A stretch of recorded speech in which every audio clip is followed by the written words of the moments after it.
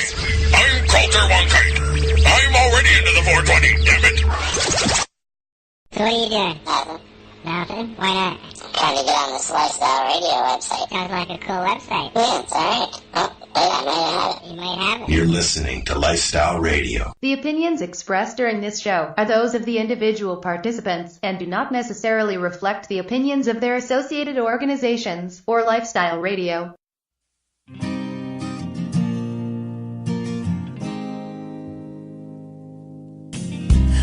I blame it on industry.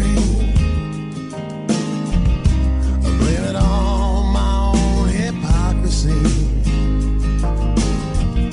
It's education and politicians. No one's willing to step up and speak. Hello, everyone, and welcome to Pace Radio Show. We are live. Yes, we are. As I always say, we are being broadcasted live here at lifestyleradio.net. Plus, we're live at Spreaker, TuneIn Radio, and actually, I'm live right here in the front window at Canyon Days in downtown Campbellford.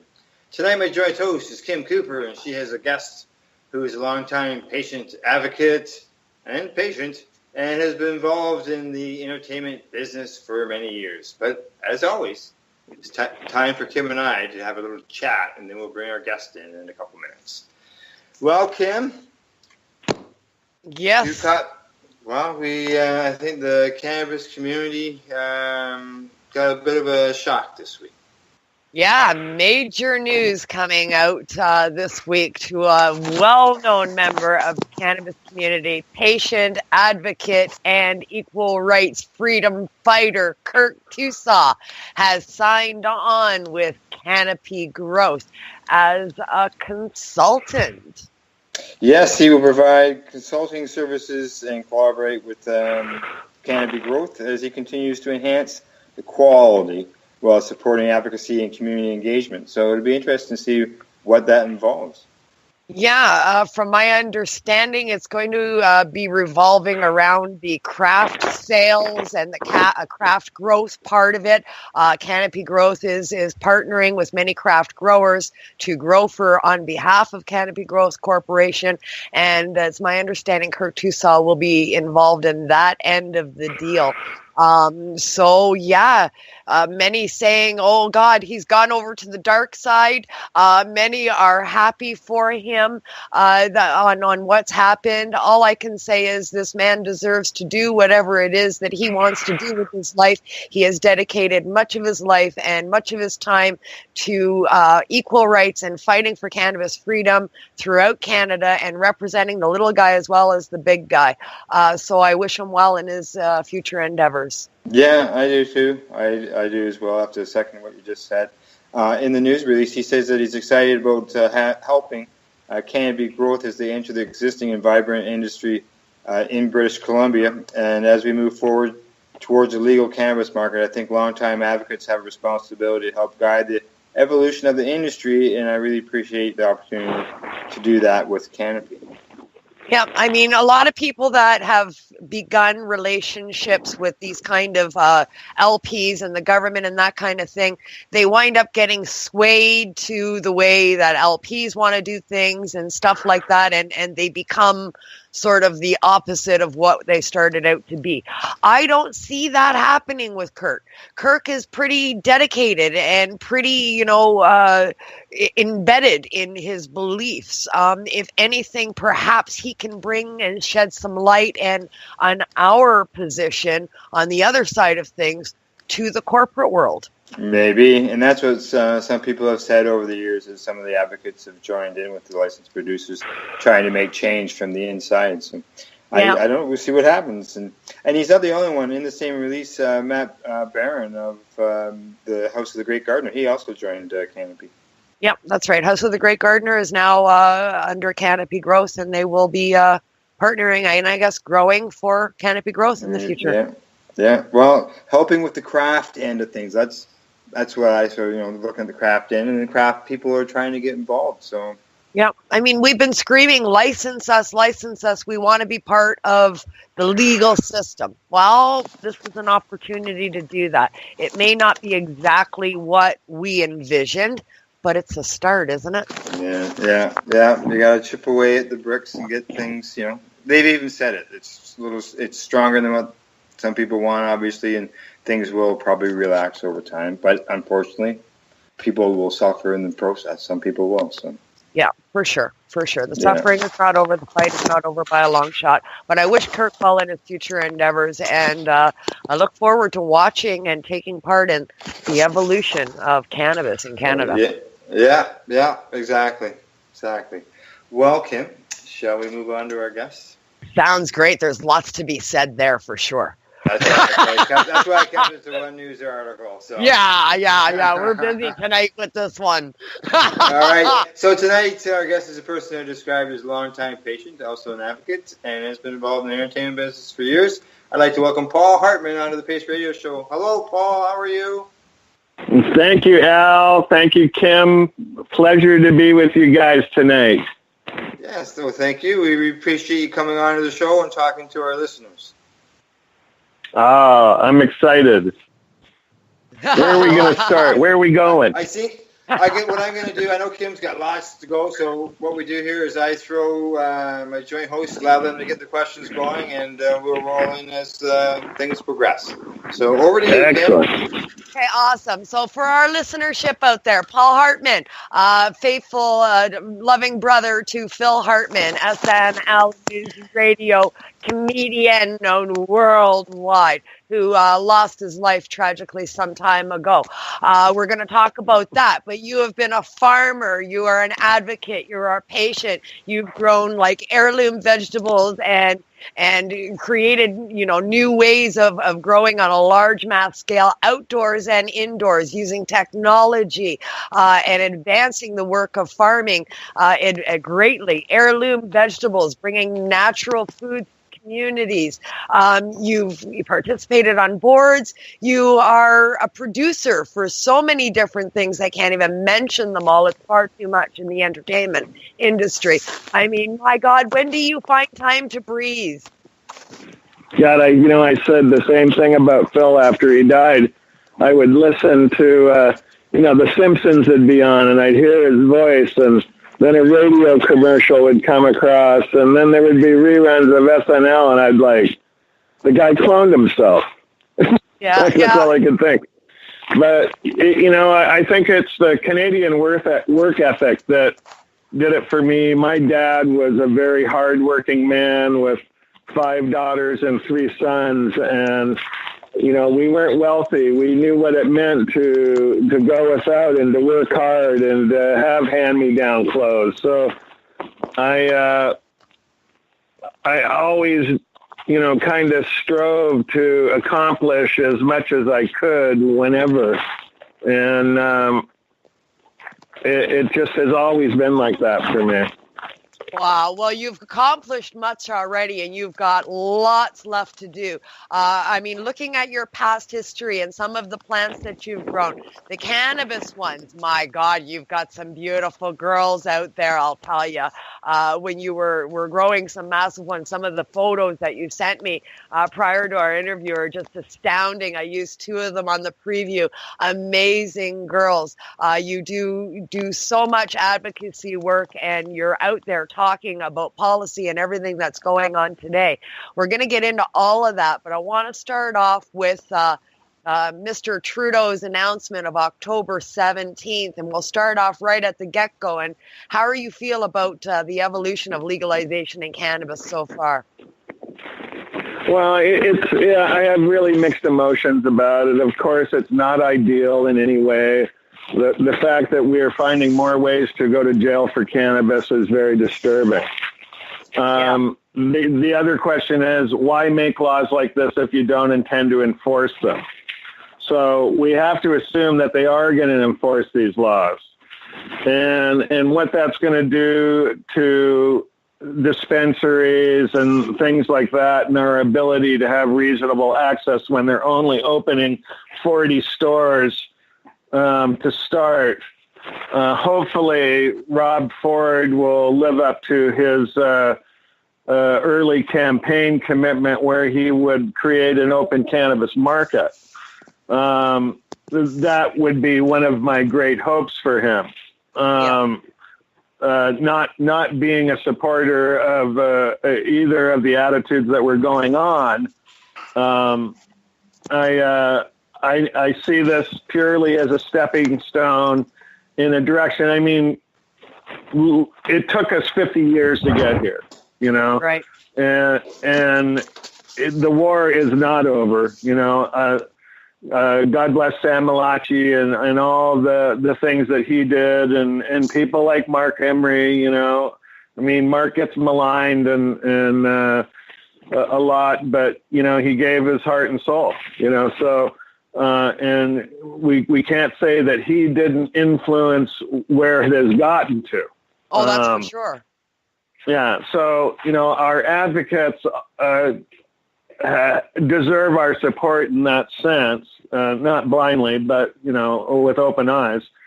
And I wish that I had been more involved. You know, I came back to Canada in 2005 after being in prison for 3 years in the United States. Right. And I was, you know, prison screwed me up. Yeah. In no uncertain terms. I mean, the California state prison system is not pretty. It is very scary.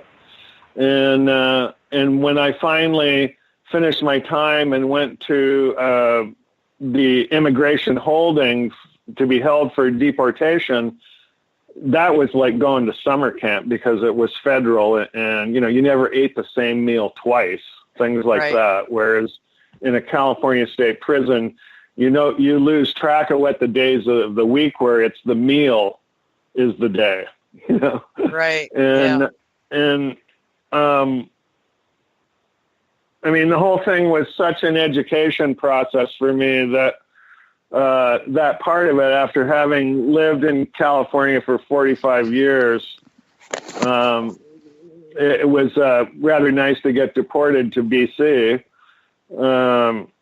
And to go to Vancouver and you know, I remember getting off the SkyTrain and being at Maine there by the where the geodesic dome there is by the water, and in Vancouver, and watching an 80-year-old lady roll a joint at the bus stop and spark it up right there, and nobody even flinched. Yeah, and you just got out of jail for. I went into. Let's backtrack. Let's backtrack a little bit on that story and let people know why you were in California for 45 years. That's where you had your farm and you developed. You know, you grew all these heirloom vegetables and stuff, and had a little market and all of that. And you were doing fantastic down there. And then you weren't doing so fantastic down there. Well, I started out. What got me involved with cannabis at a very young age was I was in high school, or going into high school, in the 60s, and my oldest brother, that was probably about the time he started in the mailroom at William Morris with David Geffen. Okay. And in the 60s, he was managing rock bands and some of the biggest stars in the industry. You know, the first artist he signed was Sonny and Cher. And cannabis was one of the things that fueled the music business in the 60s. It was cannabis and psychedelics. Yeah. And so, you know, and Phil was an artist then, a graphic artist and a designer and a surfer and a hippie and a roadie, and I was just in high school, and I was just starting to figure it out. And Phil gave me my first joint, and it was out of the fear that I was getting involved with other drugs, because other drugs were easier to get. Like, it was easier to get a barbiturate or, say, Benzedrine, you know, bennies. Yeah. So speed, right? Everywhere. Everywhere. Yeah. And that was how I started, you know, and so Phil came to me and he gave me my first joint, and the Phil quote that has stuck with me all my life is this one, and it's that and he said to me, Paul, he goes, alcohol is for people who don't care and don't care to think. And cannabis is for people who care and care to think. Yeah. And, you know, it kind of bounced off me then, but it stuck to me, and I thought about it. And then because my brothers, and I was the little brother, because they loved cannabis, I loved it even more. Right. And you know, the Carlos Castaneda books, the Teachings of Don Juan came out at that period, and I read all those books, and I was enchanted by that stuff. And as soon as I was old enough to travel, I went to Mexico. And I went down there surfing at first and started to pick up the language, and all our cannabis came from there, you know. And so I started selling cannabis in high school, and I was the guy that provided to most of the people in my high school at Westchester High in Los Angeles, and that in LSD and other psychedelics, you know. And so as I started to immerse myself in it and moved from LA down to Orange County to Laguna Beach and San Juan Capistrano, where the surf culture was a lot stronger, and the cannabis culture became stronger as you went south as well.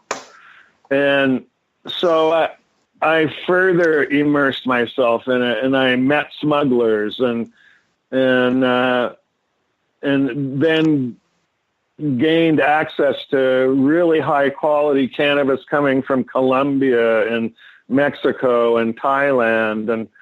And I then started smuggling myself. I mean, actually one of the first things I ever did was, I backpacked 100 pounds, 8 miles, 2 nights in a row, into Bisbee, Arizona. And I was 19 when I did that. Wow. And, the second night there was about 8 of us, and we each got $2,500 a night.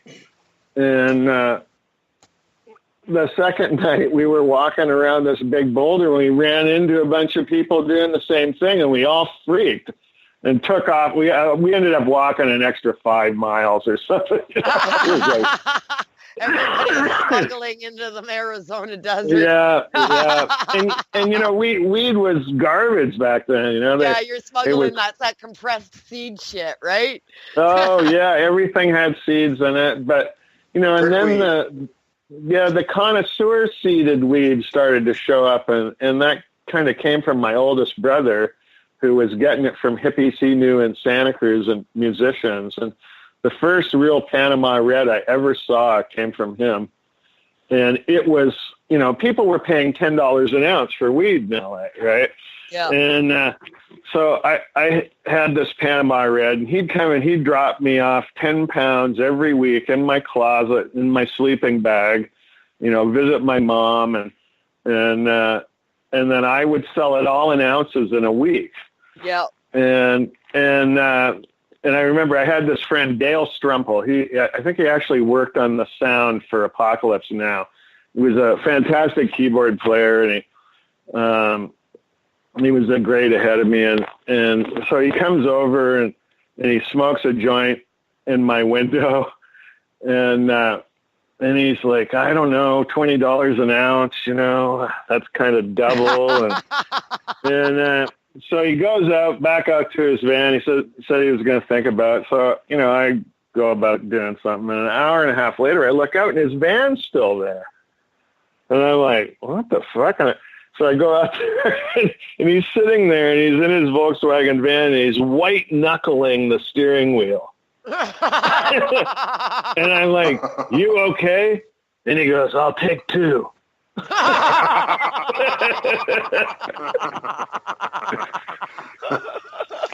Yeah, that works, eh? You know, so after that, you know,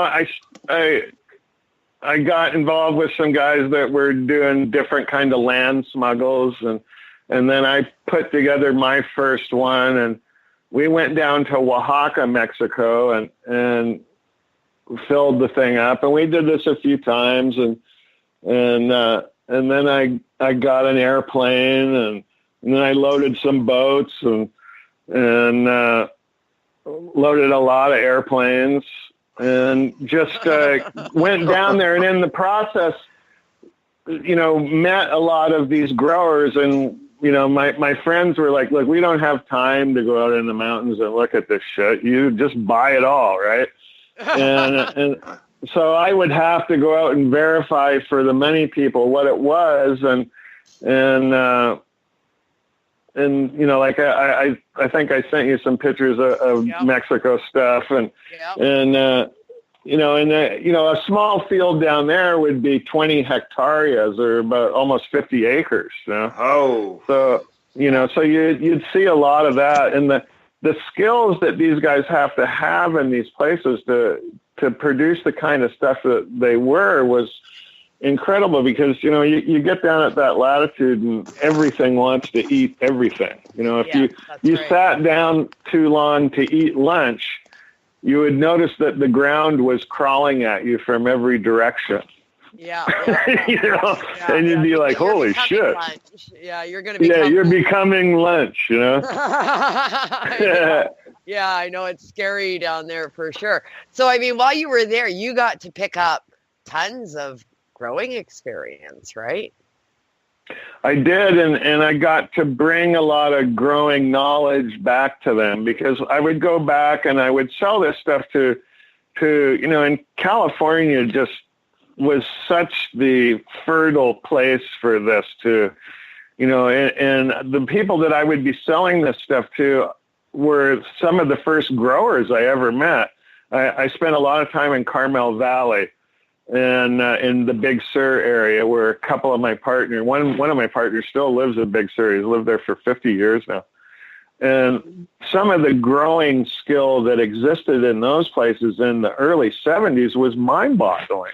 Yeah. And that was the first time I ever saw plants in California. And I was like, wow, this is really interesting. And these guys really knew what they were doing, right? Yeah. And that got me growing a few every year, and then it evolved. They evolved, and then I went to Mexico, and I did a huge one down there. I started 50,000 plants, and it was just epically huge. Wow. and learned some crazy shit in the process, because it was, what, if I hadn't had Ed Rosenthal's deluxe edition of the Marijuana Grower's Guide. Oh, I had that one too. That was written in what, 63 or something? Oh, that was the frickin' Bible. Oh man, everybody used that for their grow back in the day.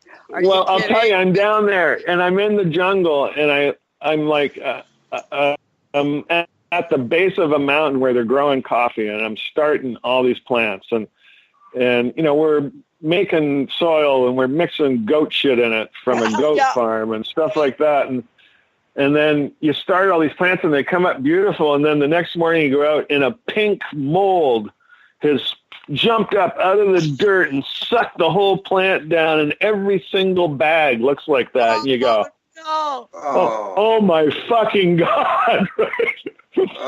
And it was a simple thing in Ed's book that changed the whole tide in that, and it was the 3% dilution of bleach in water. Yeah. And I treated every bag with that. Everything came up. Yeah. It was frickin' flawless. It saved everything. Right. Yeah. And other than flash floods and pestilence, yeah, that's it. Iguanas and the 600 kinds of grasshoppers that want to eat everything. Yeah. The iguanas, you don't want to get them stoned. They get evil when they get high. They have these grasshoppers. They have tree hoppers down there. Yeah. It's a foot in the long. It's a 18-inch long grasshopper. Oh no! I don't want anything to do with that. And you're like, what the fuck does that thing eat? Anything it wants. Just a side note, I had a pet iguana for years. I had this thing for 12 years. He was big. He was 4 feet long. His name was Splinter. And I had started some plants, and my grow room light blue. So I had a large pen for my Splinter, and he had a hot lamp and a nice fluorescent light in there. So I stuck my plants in the cage, and I thought I'll just keep them there for a day until I change the light. Well, the iguana ate 3/4 of the plants, and he was a mean son of a bitch for about 4 days.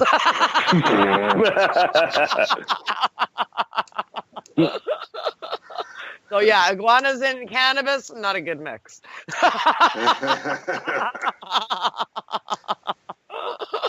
So somewhere in the course of all this Mexican stuff, I get busted with an airplane full in Texas.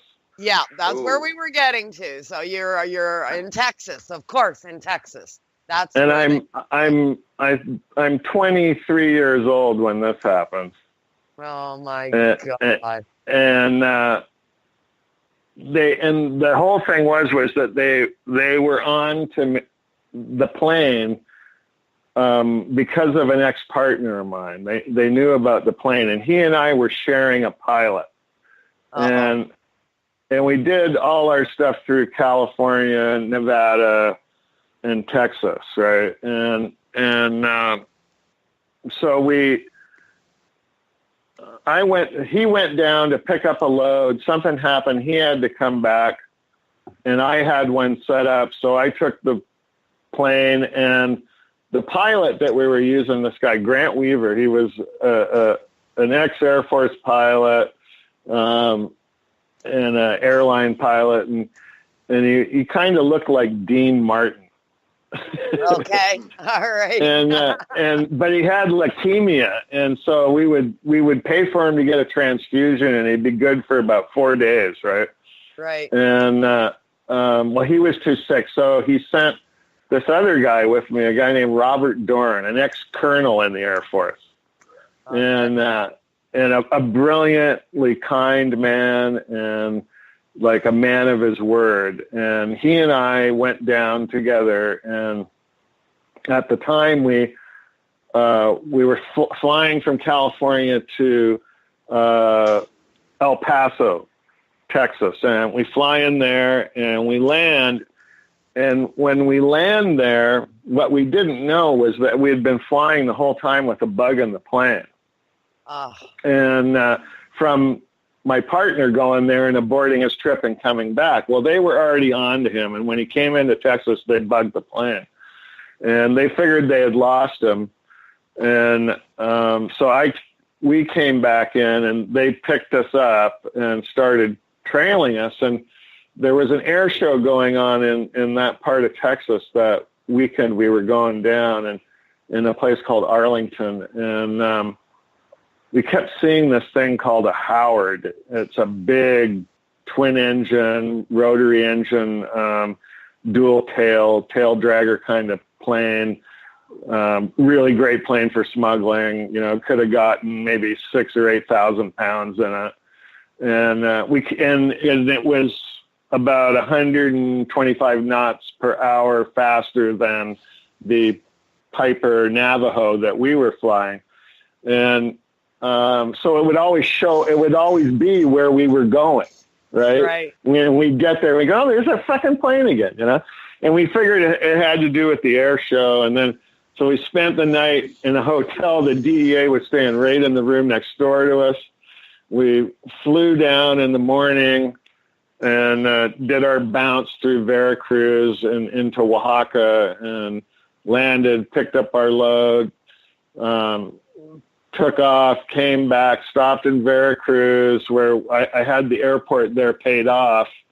And so we had lunch with the head of security of the airport, and then they fueled the plane, and then we did our bounce up to Texas. And what we would do is get down to, 50 feet above the water, and we would do just a sleight of hand trick. We would approach these oil fields outside Corpus Christi, where there was a ferrying strip for oil field guys, right? And they didn't really have a tower.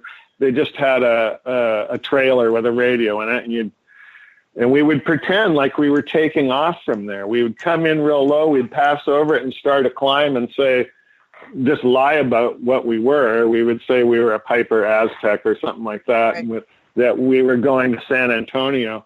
And then halfway through there, we would change our flight plan and we would stop in this place called Kimball County where we would refuel the plane, and then we'd fly to Vegas, refuel there, and go, And so I had never been on the plane before when it did it, although I'd been at Kimball County when it landed to fuel and watched and just observed it, right? And so this time we fly in and we land, and Robert goes to get some sandwiches from the sandwich place next door. And I'm sitting there, and I look up, and here's this little airplane called a Lake. It's a little seaplane, and it comes around, and it lands, and it kind of pulls up like it's trying to get at the pump after us, right? Yeah. And all right, no big deal. And then I look up, and here's a Piper Aztec, a small 6-seater twin, and it comes around, but it blocks the plane. And I'm like, oh, something's not right. And so I had the keys I threw the keys under the trailer, and then I look up, and here's something called a Grumman Mohawk, which is a short field aircraft carrier radar plane. It has a big dish on it, has 4 tails on the back of it, and has a big rotating dish on the top of it, and it's blue and white. And I look up at that thing, and I just go, holy shit. Yeah, you're in trouble and it comes around, makes a short field landing, and 8 guys in orange jumpsuits with machine guns jump out of it. And the next thing I knew, I had guns all over me. Yeah. And Robert wasn't even there, right? He had gone next door to get these sandwiches, and he came back and walked into the whole thing. And they took us to Kimball County Jail, and left us in the same cell overnight, and we came up with a story. He stuck to it. And by the time it got to court, we discovered that they had used an old warrant for an old plane we had to get and used it for this plane, which was against the law. So they were going to lose the case, right? And I was able to get my case moved from Texas to California on what they call a Rule 20 by pleading guilty to a lesser charge. And it went from, we had about, 1,500 pounds on the plane, and it got all the way down to 300 pounds. And it was simple possession of 300 pounds.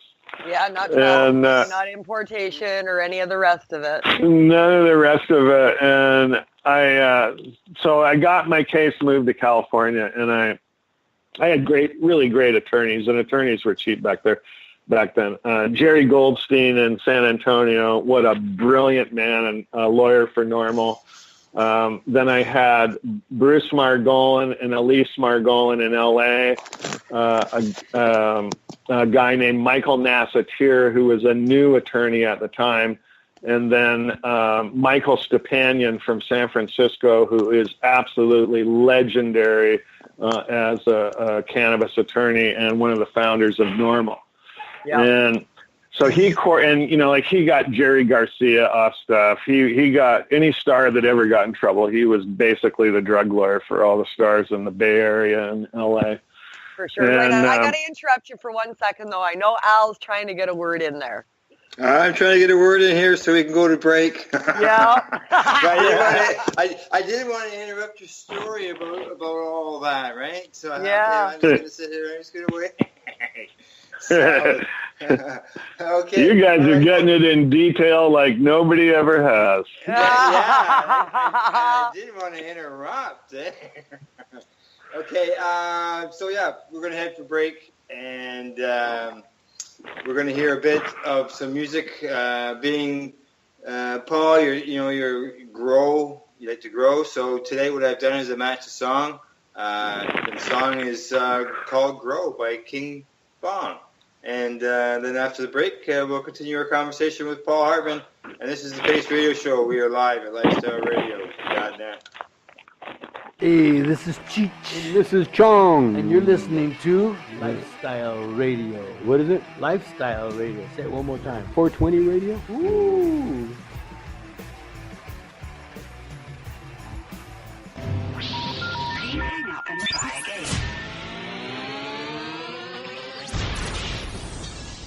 You're listening to Lifestyle Radio. Welcome to British Columbia, folks, where we don't export wood anymore.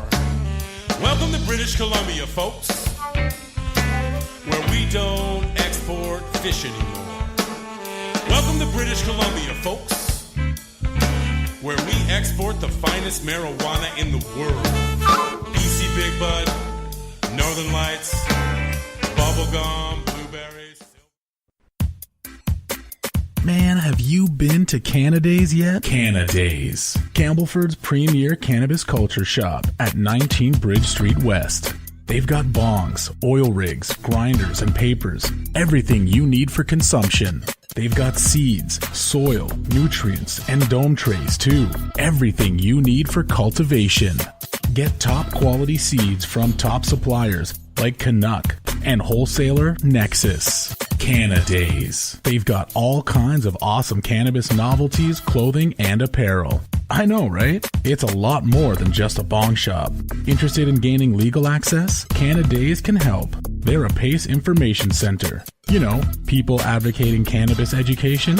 Come by the shop and check it out. 19 Bridge Street West, Campbellford. Canadays. Have your say without saying a word. Canadays.ca. Hi, this is Al Graham of the Pace Radio Show. Are you keeping pace, as in keeping people advocating cannabis education? If you're not, and you're a cannabis consumer, then why not? Others are working hard every day to help educate people about cannabis so you can enjoy your daily 420. Get involved and speak out. Be loud and proud so that you can keep pace.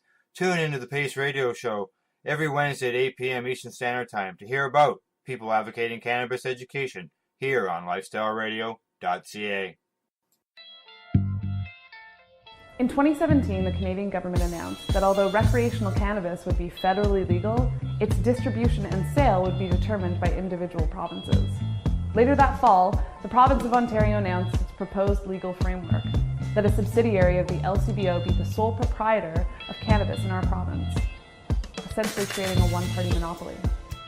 This government-controlled monopoly could result in longer wait times, supply issues, and insufficient experience due to lack of proper consultation with the pre-existing industry. The provincial government believes this framework will restrict access to children and help eliminate the black market, but this proposed action will only push illicit suppliers further underground. Meanwhile, over the past 2 decades, there's been a growing industry of intelligent, savvy, and responsible cannabis entrepreneurs who have been working hard to provide access and education around the medicinal, therapeutic, and recreational uses of cannabis. We are Sensible Ontario. We're not new, but we're excited to meet you. Visit our website now and donate to become a part of Making Sense. If you'd like to learn more about Sensible Ontario, go to sensibleontario.ca. Celebrate Indigenous Awakening at Legacy 420's first outdoor music fest, August 11th on the Tyendinaga Mohawk Territory. Featuring Headstones, DJ Shub, Murray Porter, and more, with host MC Howie Miller. Opening drum ceremony at 12 noon. Medicinal, food, and Indigenous vendors and artists. Free camping. Tickets $75 at legacy420.com. A 19 and over event. Indigenous Awakening, Saturday, August 11th on Tyendinaga Mohawk Territory. Take Highway 401, exit 556. Sponsored by NIMCA and Legacy 420. Canada, the time to act is now. These days, your customers are seeking variety. Increase your earning potential by expanding your inventory with CC Nexus, Canada's largest cannabis seed wholesaler. CC Nexus stocks over 60 reputable breeders, including Canuck seeds, with a wealth of autoflower, regular, feminized, and CBD strains. All first-time customers will receive a free pack of Canuck seeds, plus a mug, t-shirt, and additional promotional materials. Add strains and increase your profit with CC Nexus, your Canadian-owned and operated wholesaler of cannabis seeds.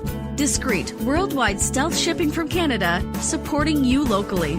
Call today, 1-844-843-7995, 1-844-843-7995, or visit us at ccnexus.global. Welcome to Vancouver Island, the Garden Island, where many of us have gardening interests. Mortgage burners, one and all, line up. Have I got a plan for you?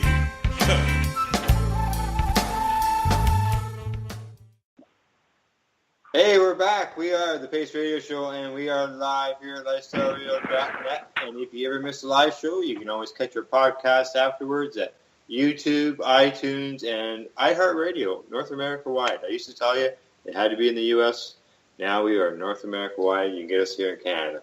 Today on the program, we're joined by our guest, Paul Hartmann, and my joint host, Northern Ontario, Kim Cooper. Well, Kim, before the break, we're talking to Paul about jail time.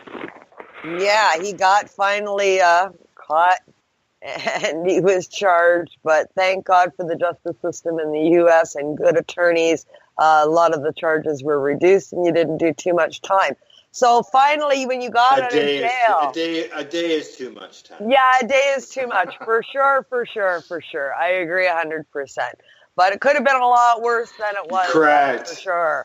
So, I mean, you were saying at the start of the show, you know, when you got out of jail and they deported you and you land back in Vancouver and good old Canada after all of that time, and you see an old lady rolling a joint at the bus stop and then go ahead and consume it. It really must have blew your mind, right? It blew my mind so hard that I continued my walk down Main Street toward Hastings and Main. Okay. And I get there in front of the Carnegie building, and here's this First Nations guy laying on the ground, and a girl's got a syringe stuck in his neck. And I'm going, holy Jesus, the cops are going to be here, and they're going to beat these two people to death. Yeah, you just got out of jail from the U.S., so, I mean, things are way different, for sure. I look up, and here come these two Vancouver cops walking on the beat, right? And I'm petrified with fear. And they walk up, and they go, hey, you know, that's probably not a good place to have that needle stuck in your neck, eh? I'm like, what the fuck is going on here? Like, this is bizarre, right? Yeah. Times are very different when you come back out from being inside for a little while. I mean, change happens slowly when we're here, but when you're taken out of the situation and then thrown right back into it, it's amazing how quickly things can evolve, right? Yeah, and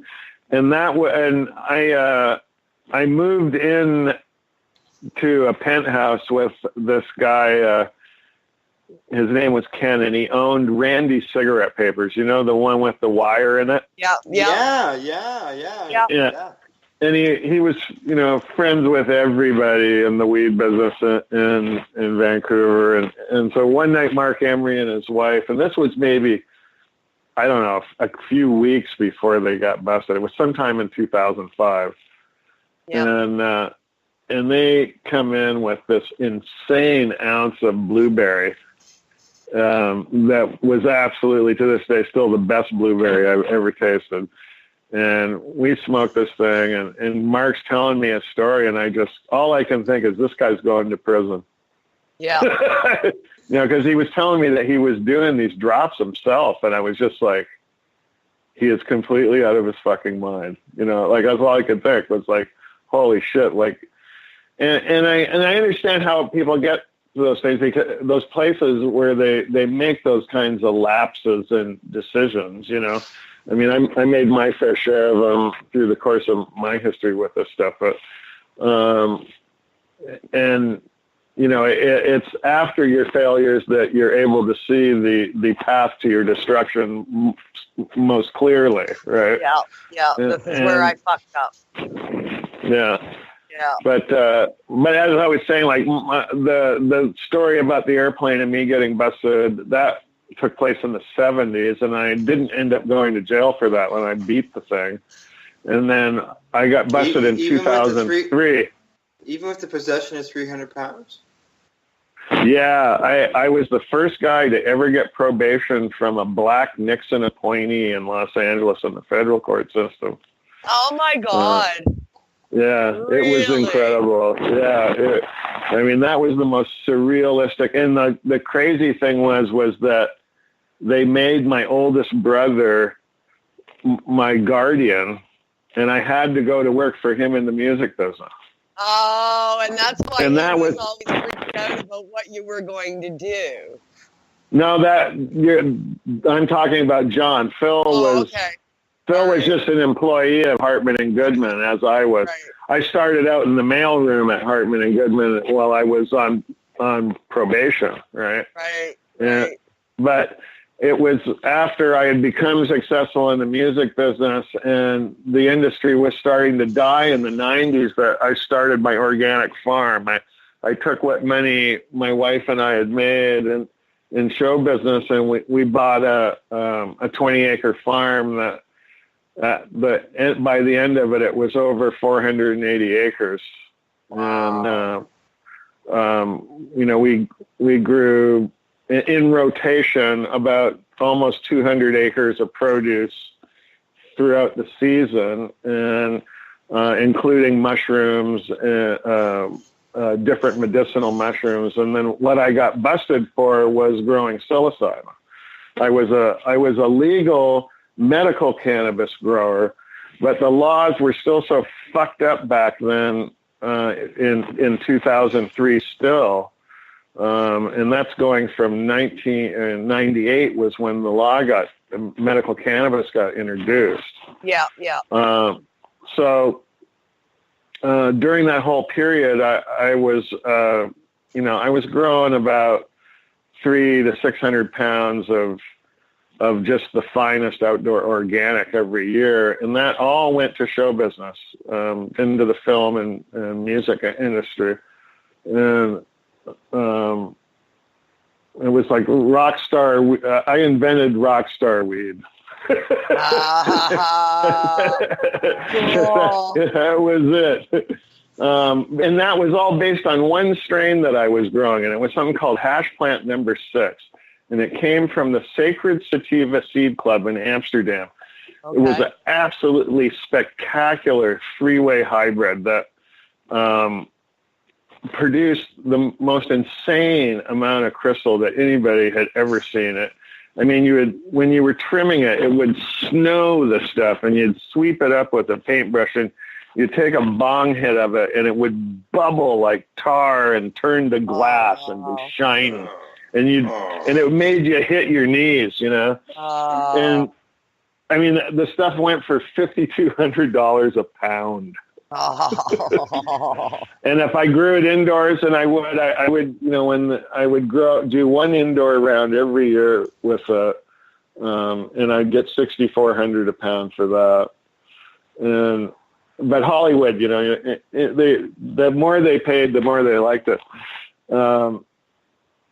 And people like Robin Williams and Ringo and Jack Nicholson were smoking it, and awesome. It was an incredible, and we had it for 15 years. Somebody gave it to me as a clone, and when you're cloning something that long, you hit something called genetic senescence. Yeah, and that is right. when you've replicated the tissue too many times, it starts to break down. And lose some of its qualities. And what happened was it started not to finish right. Okay. And it started to stretch. And it was always strong, but it lost its cosmetic things, right? And we were like, so we started crossing it to everything we could find. And it wasn't just me, it was two other guys. A friend of mine, Scott Zarambi, up in Mendocino, he was the one who originally gave me the strain, and it came from a friend of his. And he ran into the same thing, and the problem was that when we crossed it to Northern Lights, which I thought was a pure indica, turns out it probably isn't. You end up with all the variations from everything in the next generation. Right. And so you go to start all these seeds and you've got 8 or 10 different things. Yeah. And you have to follow each one of them to their end. Yeah.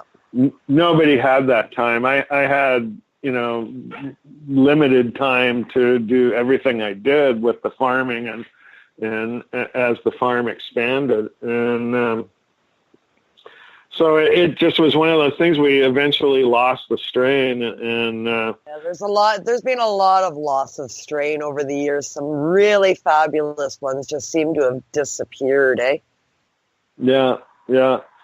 But just crazy stuff like that. And getting back to Canada was one of the things that, in the long run, I wish it had happened sooner in some ways. Although I still own, my ex-wife lives on our farm in California, and now everybody grows everywhere in that valley, right out in the open. I mean, it's just mind-boggling. Well, the advancements in California are far exceeding what we're doing here in Canada, for sure. Yeah, they've legalized. Oh yeah. It's their law is as fucked up and convoluted as ours is. Oh yeah. And it's one of those things where it and I talk to guys there all the time about it. Matter of fact, I'm the company King Clone brand. They are a seed company and a company that just makes clones for sale in California. They also have a dispensary at their location. And they preserve some very good varieties. Ben Tang, the guy who is the breeder there, is a very talented plantsman.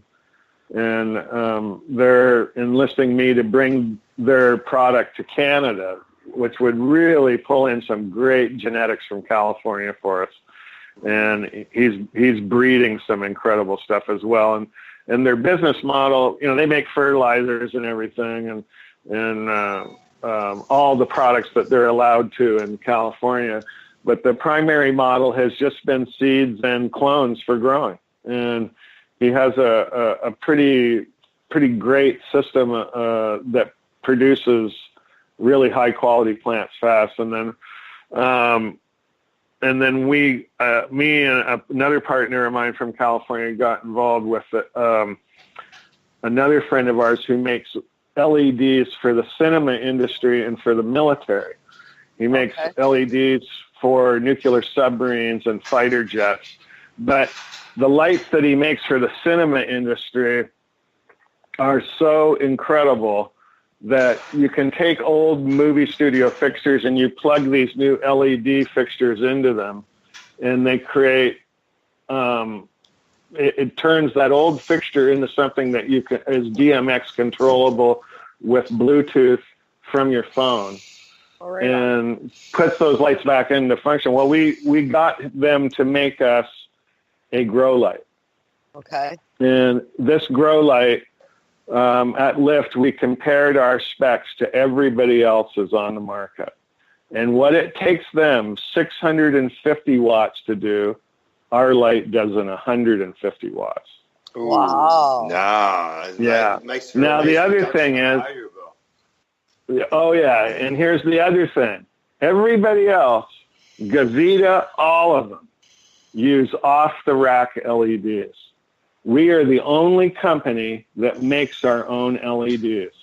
We even custom mix the phosphor that creates the light balance. So in the cinema industry, when you talk about light balance, and for that matter in the military for a LED to be considered military grade, it can't color shift for 150,000 hours. Yeah. Because we make things to military spec. Everything we make is made to military spec. So the McCree action curve in these lights has been enhanced in the red and the orange spectrum. And Dr. Sam Malachi was the first one to test any of these lights. He bought 8 of them, and he put them in that rotary grow tower he had. I don't know if anybody ever... Yeah. Well, he freaked out over these frickin' lights. He was so mind-blown. Yeah. And but the other thing is they're 100% waterproof, so you can hose them off. Oh, cool. Nice. And the thing is so well made that I could slam it through the wall here, and it would still work. My God. Gorilla Glass all in the front. Just incredible. We're just starting to sell them just now, and it's like they're... So you can go to growlight.com, which is GROLYT.com, and check it out. Pretty incredible. Awesome. Well, so I'm going to have to look that up for sure. I mean, that's awesome stuff to get into. Wayne here is a big LED fan, so I'm all the information to him. And it's so important, too, especially to people that live in the Ontario area. I mean, we have the highest hydro bills in the country, I think. Oh, my God. No kidding. Yes. It's crazy how expensive it is. Yes, it is. And that's these kind of innovations are the kind of things that are going to make indoor growing sustainable. Otherwise, it's going to go the way of the dinosaur. It's with the new style of greenhouses they're making, everything will be hybrid, Yeah. That's true. I mean, you get a greenhouse, there's a couple of 2,000 light orders going on for these things for greenhouses, and you put an array of these things in greenhouses, and on a cloudy day, you're running these things, and my partner in California, he replaced 9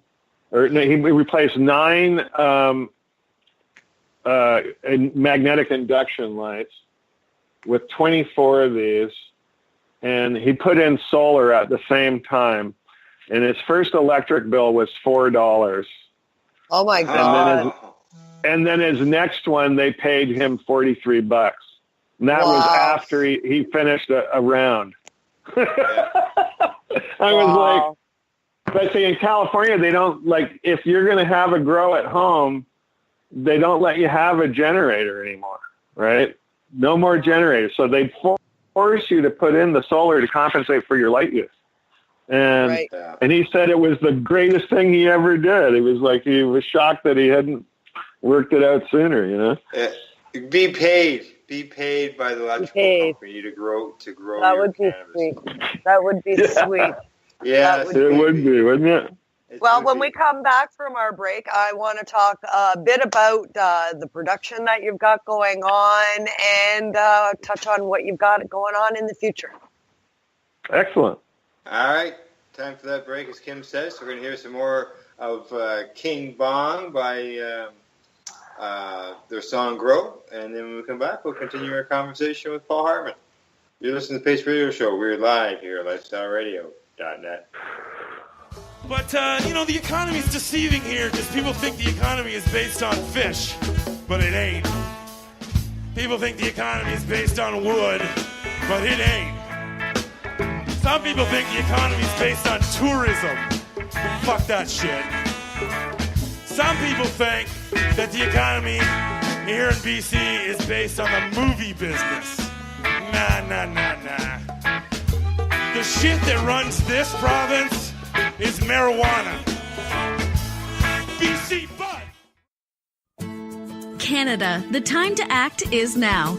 These days, your customers are seeking variety. Increase your earning potential by expanding your inventory with CC Nexus, Canada's largest cannabis seed wholesaler. CC Nexus stocks over 60 reputable breeders, including Canuck seeds, with a wealth of autoflower, regular, feminized, and CBD strains. All first-time customers will receive a free pack of Canuck seeds, plus a mug, t-shirt, and additional promotional materials. Add strains and increase your profit with CC Nexus, your Canadian-owned and operated wholesaler of cannabis seeds. Discreet, worldwide stealth shipping from Canada, supporting you locally. Call today, 1-844-843-7995, 1-844-843-7995, or visit us at ccnexus.global. Are you looking for cannabis news, education, and people's opinions? Are you looking to learn what Canadian and international cannabis advocates are doing, not only now, but what got them to this point in their lives, and what does the future hold for them? Do you want to learn how patients are using cannabis as their daily medication, or learn how their cannabis use helps them with their medical condition? If you answered yes to any of these questions, then I'm going to suggest to you to tune in to Lifestyle Radio. Catch their live weekly shows and have your questions and concerns answered and find the experience you're looking for. Monday, catch your weekly news broadcast with the Reef Reporters. Then on Wednesday, get several hours worth of cannabis public education. We get things started with cannabis and coffee with Tamarawana. Then tune in and catch Pottawa with Russell Barth, who calls himself the world's angriest pothead. Finish up your evening with the award-winning Pace Radio Show with Al Graham and joint host Kim Cooper and Alicia Yashishin. No week would be complete without tuning into Friday night's program, the 420 Radio Show, featuring Al Rapp and the 420 Radio crew, Mary Jane Baker and Marcel Gignac. Cannabis is a lifestyle, and you can catch all your cannabis lifestyle information right here at lifestyleradio.net or at our sister site, 420radio.ca. Celebrate Indigenous Awakening at Legacy 420's first outdoor music fest, August 11th on the Tyendinaga Mohawk Territory. This one's about rock and roll and comic books and bubblegum. Featuring Headstones, DJ Shub, Derek Miller, and more, with host MC Howie Miller. Opening drum ceremony at 12 noon. Medicinal, food, and Indigenous vendors and artists. Free camping. Tickets $75 at legacy420.com. A 19 and over event. Indigenous Awakening, Saturday, August 11th on Tyendinaga Mohawk Territory. Take Highway 401, exit 556. Sponsored by NIMCA and Legacy 420. Man, have you been to Canadays yet? Canadays, Campbellford's premier cannabis culture shop at 19 Bridge Street West. They've got bongs, oil rigs, grinders, and papers. Everything you need for consumption. They've got seeds, soil, nutrients, and dome trays too. Everything you need for cultivation. Get top quality seeds from top suppliers like Canuck and wholesaler Nexus. Canadays. They've got all kinds of awesome cannabis novelties, clothing, and apparel. I know, right? It's a lot more than just a bong shop. Interested in gaining legal access? Canadays can help. They're a PACE information center. You know, people advocating cannabis education. Come by the shop and check it out. 19 Bridge Street West, Campbellford. Canadays. Have your say without saying a word. Canadays.ca. Grow some marijuana, slow down, farm some weed. Slow down, grow some marijuana, free yourself from the corporate greed. Slow down, grow some marijuana, slow down, farm some weed. Slow down, grow some marijuana, free yourself hydroponically. Grow, grow, grow.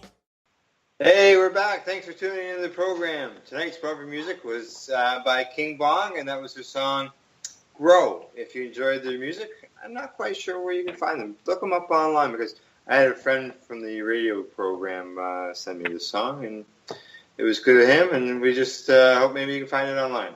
Today in the program, we're joined by our guest, Paul Hartmann, and Northern Ontario, Kim Cooper is the joint host tonight. Well, Kim, we've been talking about smuggling cannabis across the Mexican border into the U.S. Yeah. Growing mushrooms. Where are we going now?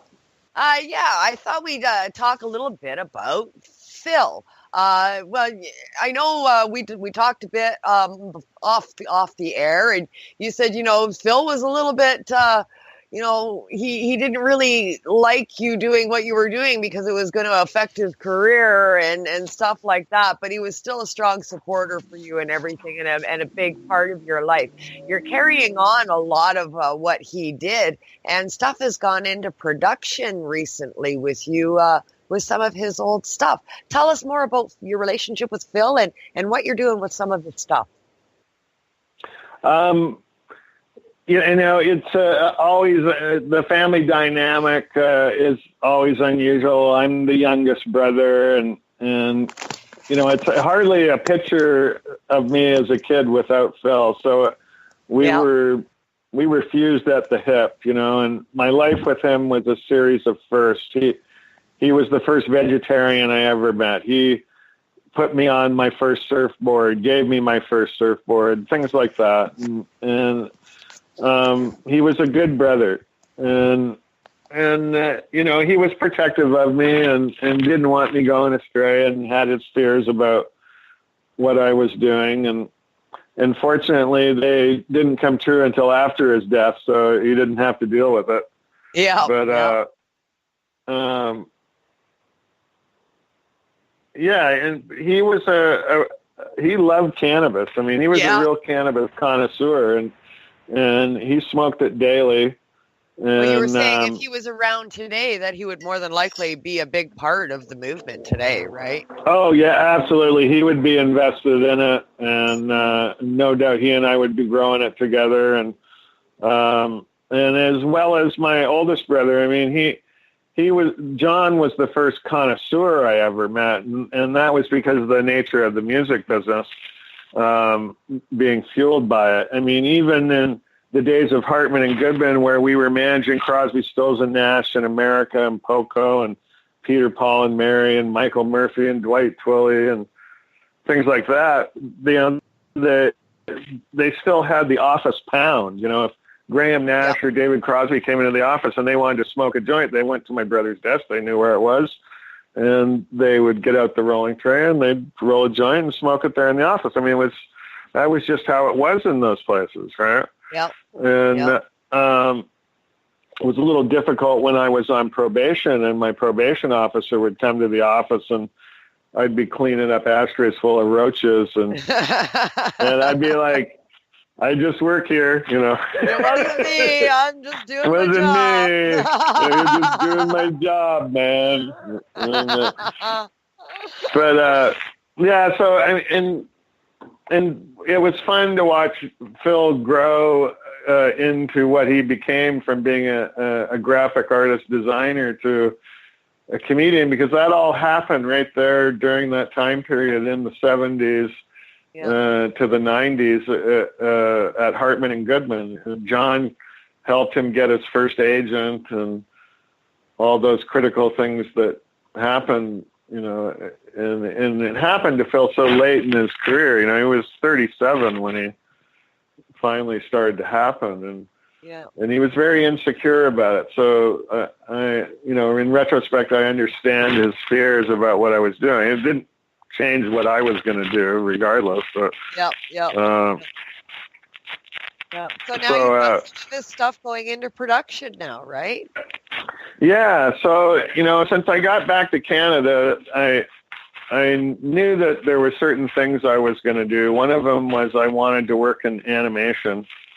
And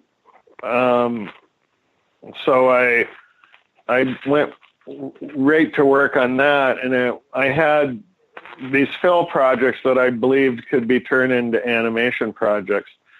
And at the time, his comedy album wasn't one of them, but that seems to be what happened first. So 2 years ago, we started animating his comedy album, Flat TV, which was basically his voiceover demo for animation. He wrote all the story, and it is a story about a dysfunctional San Fernando Valley family in Los Angeles and the dysfunctional television that they watched. And Phil plays all the characters except 2 females in it. And it was produced by Chad Stewart, who was in the singing duo from the 60s, Chad and Jeremy from England. Okay. And Chad Stewart was a very close friend of the family. He's a brilliant producer, and his son, James Patrick Stewart, is on one of the daytime soap operas. I think it's All My Children or something like that. And he started out acting, and Phil was kind of his inspiration. He started out on Battlestar Galactica. He was like the little kid on that or something. Oh, cool. Anyways, so, there are a lot of those kind of things. And this flat TV thing was 2 other companies that had contacted us and wanted to do it. And they both dropped the ball.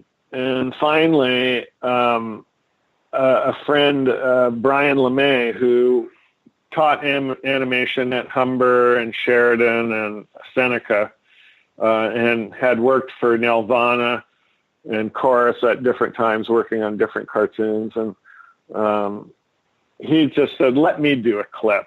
So he did the Nesca clip, which was Phil's satirical point of view on Graham Coor, the galloping gourmet. And the character, he called him Graham Cracker. Okay. And so he does the Nesca cane commercial, coffee grown in the mountains of Peru that has cocaine in it, I suppose. But and that clip turned out so incredible that people got really excited. And then he did the Groucho Marx clip,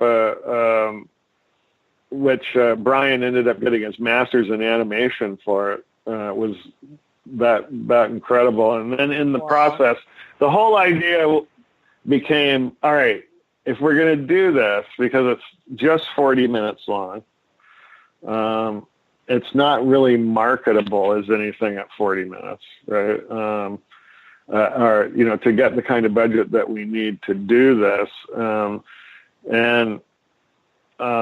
The idea kind of became that, look, if we're going to do this, let's try to get Phil an Oscar in the animated short category.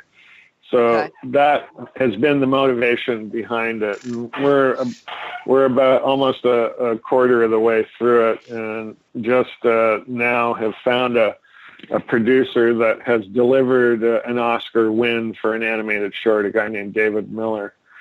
And so we're doing that. And then there's also another one that we've been working at the same time, which was something that Phil did intentionally with the purpose to eventually have it animated. And that's a show called Yogi and the Kid, which is a fish out of water story about an East Indian yogi who tries to help a young Western boy answer the hard questions in life in the most comedic way possible. And given your brother's sense of humor, I can imagine it's going to be freaking hysterical.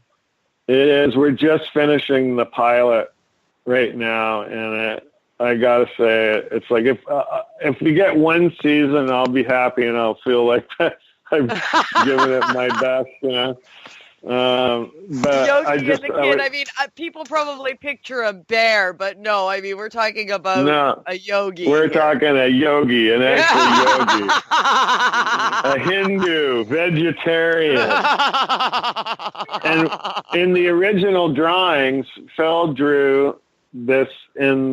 This all happened when Phil and John were living in the Malibu colony. And John was managing a band and they were living in this house. And on one side, Paul Newman and Joanne Woodward lived. And then on the other side, it was Charles Lloyd, the jazz musician, Larry Hagman from I Dream of Jeannie. And it kind of went down the beach like that, right? Yeah. And so Phil did these drawings, and he was married to this girl, Gretchen Lewis, and she had a little brother, Herman, and he was kind of the spoiled Malibu beach brat, right? Okay. And my oldest brother, who's well into his 70s and does yoga every day, Phil modeled the yogi after him because he was always giving out spiritual advice. So he did these drawings, and in the drawings there was the yogi, there was the kid, there was a salamander and a butterfly. So those were the only characters we created, exactly as Phil gave it to us. The butterfly, though, is actually a little mini genie. She metamorphosizes between this butterfly and a genie. And then the salamander is always trying to eat the insects in the yogi's garden, which, you don't eat your friends. No, you don't eat your friends. So the poor lizard, he's always getting caught eating bugs, and he's being accused of having an eating disorder and things like that. But so the first episode is about abnormal fear of insects, and when it's done, you'll get to see it. It'll be on my Facebook page. Oh, I can't wait. So looking forward to that. I mean, you have so many stories that we could talk. Oh my God, we could talk for hours. And we're almost at the end of 90 minutes, and it feels like it's been 5. What? Yeah, I know. I know. Hey, really? You got like 5 minutes. You got like 5 minutes left before we go to the shout out. I know. Oh my Okay, God. All right. So the shout outs are. Well, we got 5 minutes. What can we cover in 5 minutes? Give us the best story that you want to close off the show with. The best story. Oh, well, I've been accused of being a little crazy. And my ex-wife reminded me of this story the other day. She goes, okay, well, I'm going to be working on a TV series. I haven't said this. Okay, there you go. I'm being hired to be in the writer's room on a show called Jackpot, which is about based on the book Jackpot, about Barry Foy and the gentlemen smugglers from South Carolina. And the producer, director, Daniel Dorr, heard my story and wanted to create the West Coast side of the story. So I get to build a character around my real story in this TV show. And that all came about because of my fine friend, Danny Menlo at Eggplant Pictures and Sound in Toronto. And they operate the Green Crush podcast, him and Kim Sakamoto and Alan Park, at the Pacific Junction Hotel on King Street on Tuesdays. And I'm kind of the unofficial co-host whenever I can get my ass down there and hang out with these guys and have fun.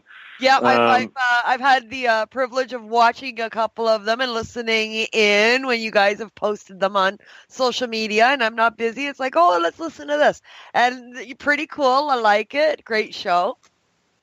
Yeah, it's fun. I like doing that. I like getting out and talking more about cannabis, and we haven't touched on my cancer scenario. I did beat prostate cancer with cannabis oil. Thank you to Dr. Sam Malachi. God rest his soul. He's a wonderful man, and I hope he recovers 1,000% from his stroke. Yeah, me too. I mean, I wish we had more time getting into that. Well, let's touch on it just to, even if we go a few minutes over, Al. Yeah, go right ahead. Touch on Sam a little bit. Sam helped so many people. Great man, for sure. Helped me in my life as well with cancer, as well as a very, very close friend of mine's husband. I mean, his medicine cured both of us, and he taught us how to do it. So we carried it on after that, which was fantastic. Your bout with cancer, you use Sam as well. So tell us real quick, like. Yeah, I was out west working, and I got diagnosed in Saskatoon. And I contacted Tracy Lamore and said, I need to find a source for cannabis oil when I get back to Ontario. That's what I'm doing for my prostate cancer. And she hooked me up with Sam, and Sam and I talked for hours about cannabis. And in the conversation, he goes, you're the second most knowledgeable person about cannabis in Canada. And I laughed, and I said, who's number one? Yeah, and he who do you goes, think? well, I am, of course.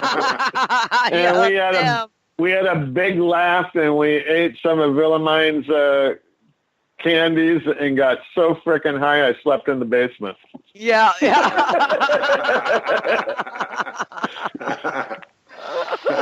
It was great to see Sam out and about at Lyft this year.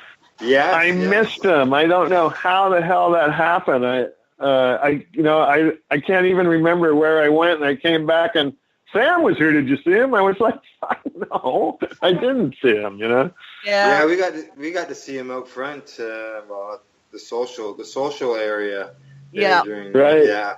Yeah, which probably next year will be against the law because you won't be able to smoke in public. Yeah, so where are we all going to go if they don't allow? I don't know. But it was good to see Sam. They had him there in a wheelchair to get around, just because it is a big thing. You don't. Yeah, it's a lot of. Correct, but it was good to see him. Yeah. Yeah, for sure. It was great to see him out and about, and I hope he recovers. Of course, we're talking about Sam Malachi and the book, The Great Canadian Cannabis. Yeah. Well, that was kind of what got me started speaking, was that I spoke at Sam's book release before he had his stroke in Georgetown, and I met his publisher that day, and then he had his stroke, and they asked if I would fill in for him on a couple of the speaking dates. And I said, I'll do anything to keep the book alive for him, because I knew that was going to be one of his only sources of income all of a sudden. Yeah. That's right. And he there's worked actually a couple of copies of it right over my shoulder here in the store. Yeah, I've got a couple. I got one sitting here too. Yeah, a couple of bookcase right here as well that are available at NOSER in Northern Ontario as well. We're all pushing the book for Sam for sure. A great book too. He took great pains at writing that book, and I mean the fact that he went to school to become a doctor, and he did it without telling anybody until he graduated. Yeah. You believe that? I mean, that is so. What a guy. You had him on the show. It's such an inspiration, Yeah, we had him on the show before the book was released. We had him on in November, and the book came out in December. So I was privileged to have him before the book was even released, and I had a preview copy of it that he had sent me at that time. Great. It was fantastic to have him on the show. He's been a great friend for many years. That's when he mentioned he was a doctor. Yeah, and what? Yeah, he had gone back to school, and he didn't tell anybody, and he got his doctorate in holistic medicine. Fantastic. Well, for sure. Yeah, to do that at his age, that's inspiring. For sure. Before we go to the show, just a quick question on your cancer and treating with cannabis oil. As far as like duration, how is basically did you just use your tongue method, or? I did the every different way you can do it method. There you go. I had a good friend in me every way. Yeah, well, and I had a good friend. I have a good friend in California who kind of coached me on the most contemporary California method, and so I was taking damn near a gram in my bum, and augmenting it orally, and then smoking and vaping and eating fresh cannabis and juicing it. I juiced a ton of organic produce, just juiced and juiced and juiced. I did the ketogenic diet, but a vegan version of it. Okay. That was phenomenal. Like I could really tell the difference when I finally switched over to feeding on fats instead of carbs. Right. And my body really loved it, and I felt superhuman at one point. And I did 120 days of oil, and it wiped it out. I mean, I'm 3 years, nothing, you know.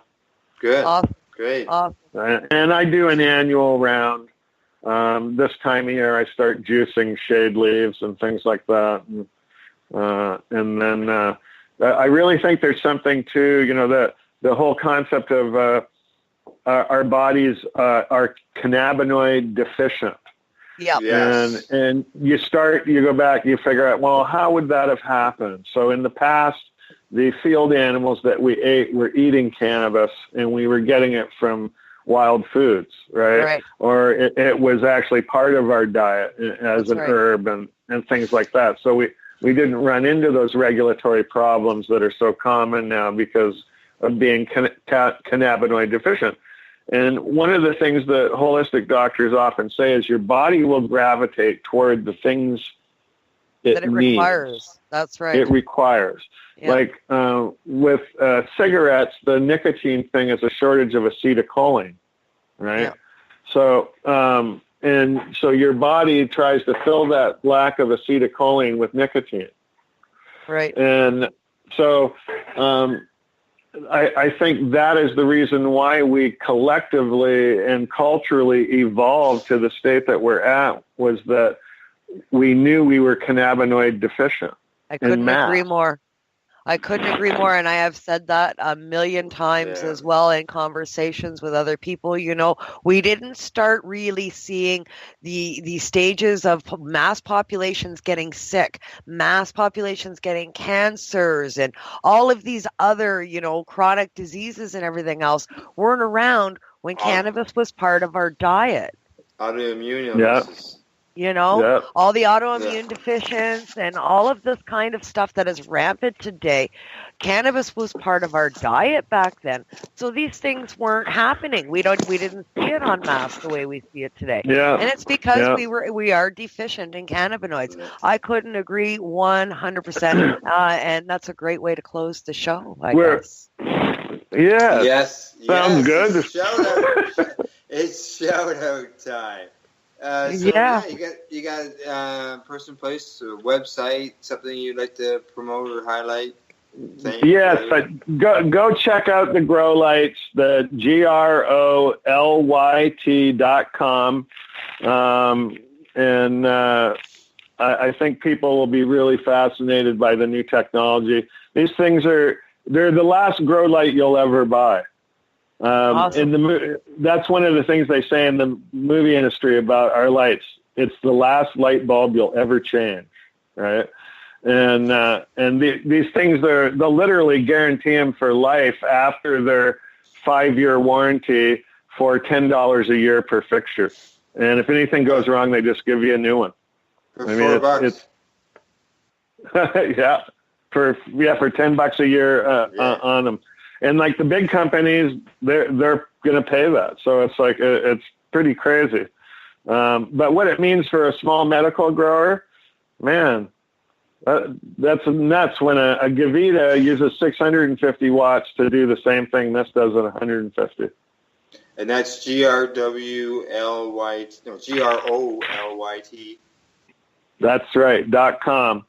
And then look out for King Clone coming to Canada. We're working on that right now with Ernie Cefalu and Big Ben Tang from Northern California, and we'll see what happens. It's going to probably start out as a micro grow and a nursery, just selling starts and seeds. And what's it called? King Bomb? King Clone. Clone with a K. Go online, King Clone brand. Awesome. Good stuff. And then Green Crush Tuesday nights. My homeboys. There you go. There you go. And then watch Allen Park, and we're putting together a huge rock and roll show. The history of music and cannabis is one we're working on right now. Perfect. I don't know if you know who Ernie Cephalou is, but Ernie Cephalou was the guy who did the Rolling Stones lips and tongue logo. Oh, cool. He also did all the Alice Cooper covers. He did, he's done hundreds of album covers, Aerosmith. It goes on and on and on. And he is one of the owners of King Clone Brand. So, okay. Yeah, so it's going to be a combo show. It's going to be Henry Diltz, the photographer, who he did all the Eagles, Jackson Brown, Morrison Hotel was one of his album covers. He's probably done 2,000 album covers and grew up in that same, Joni Mitchell and Neil Young were some of the biggest ones he did as well. So, and again, in the heart of the cannabis use in rock and roll. So John Hartmann, Henry Diltz, and Ernie Cephalou in one show. Excellent. Nice. Excellent. Awesome. Fantastic. Okay. Well, we'll have to have you back on for another catch-up show. Yeah, you were just going to ask me about a shout-out, right?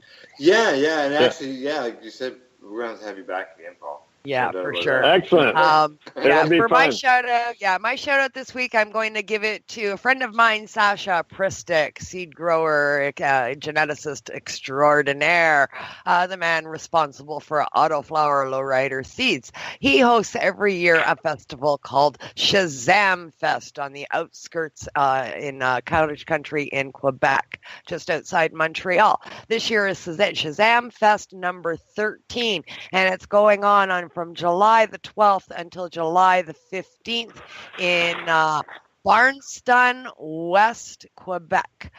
You can check it out at Shazam Fest on Facebook for full details. Great festival that goes on. It's a 4-day extravaganza with music, theater, burlesque, circus and freak shows, wrestling, camping, and of course cannabis is involved because he is a geneticist and has a hemp farm there. So great for children of all ages. Go check them out. Yeah, sounds like a good time. Wow, that sounds fun. Yes. Okay, just a reminder, you can find the Pace Radio Show on Facebook. We're on Twitter at Pace Radio, Instagram, Pace Radio Show, and we can be found on the web at pace-online.ca. Thank yous go to our sponsors, the friendly and helpful folks at CC Nexus, Canada's largest cannabis seed wholesaler. You can find them at ccnexus.global. To our producer, Al Rapp, the man behind the baggie, and he has a shatterizer in his other hand. And he's thinking, you're a guest, Paul. Thank you for coming on the program. I really appreciate it, man. Well, I can't wait to run into you guys somewhere where we can properly get acquainted. Awesome. Well, hey. I look forward to it. Yeah, well, I can tell you that since you're in the Ontario area, during our commercial breaks, our listeners are listening to a commercial for Indigenous Awareness, which is a cannabis music festival, and that's being held just east of Belleville on August the 11th. Headstones are headlining the show, actually. So maybe we'll be able to get together there. Maybe. Right on. Okay. Yeah. As always, Kim, thank you for everything you do to the program. Thank you. My pleasure, Al. I love to be here.